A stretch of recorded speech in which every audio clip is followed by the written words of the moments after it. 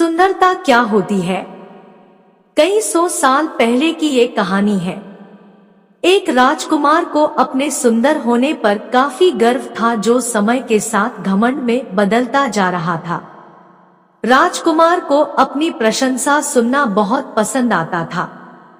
अक्सर वो अपने नौकर, सिपाहियों और प्रधानों से अपनी सुंदरता के बारे में पूछता और बदले में सब उसके सुंदरता की खूब बढ़ चढ़ के प्रशंसा किया करते।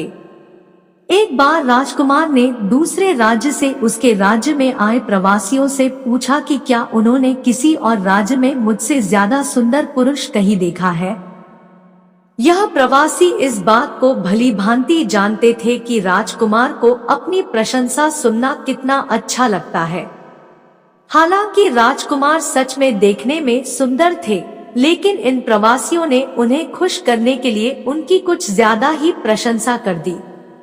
प्रवासियों ने कहा कि उन्होंने अपने राज्य में तो क्या किसी भी राज्य में उनके जितना ज्यादा सुंदर पुरुष कभी नहीं देखा। वह तो यहाँ तक कह गए कि शायद वह भगवान जितने सुंदर है। राजकुमार अपनी इतनी ज्यादा प्रशंसा सुनकर खुश हो गया और अब वो हर प्रवासी से अपनी तारीफ सुनना चाहता था। एक बार उसके राज्य में एक साधु आया। राजकुमार ने उसे भी अपने दरबार में बुलाया और वही सवाल पूछा कि क्या उन्होंने राजकुमार से ज्यादा सुंदर पुरुष कहीं देखा है। साधु ने राजकुमार से कहा कि हाँ, उन्होंने सुबह उनसे भी ज्यादा सुंदर पुरुष को देखा है। सभी साधु की बात सुनकर हैरान थे। राजकुमार ने साधु से पूछा, कौन है वो पुरुष? साधु ने कहा, सुबह मैंने आपको देखा था, तब आप अब से ज्यादा सुंदर थे। साधु की बात सुनकर सभी दंग थे। राजकुमार ने अपने सेवकों से पूछा कि क्या वो अभी सुबह से कम सुंदर नजर आ रहा है। सेवकों ने कहा, उन्हें तो वो उतने ही सुंदर दिख रहे हैं। राजकुमार ने साधु से पूछा, जब सभी को कोई फर्क नजर नहीं आ रहा तो भला आप ऐसा क्यों कह रहे हैं।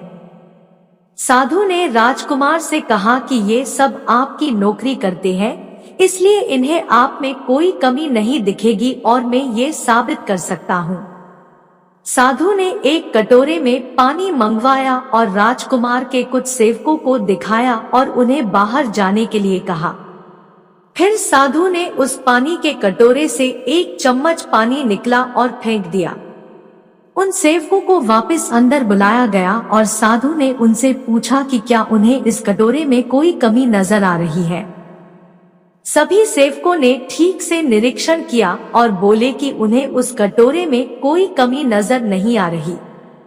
इस प्रयोग ने राजकुमार की आंखें खोल दी। राजकुमार को ये समझ में आ गया कि वह उस वस्तु का आदी हो चुका है, उस वस्तु के नशे में फंस चुका है जो हर दिन कम होती जा रही है, यानी कि नाशवंत है।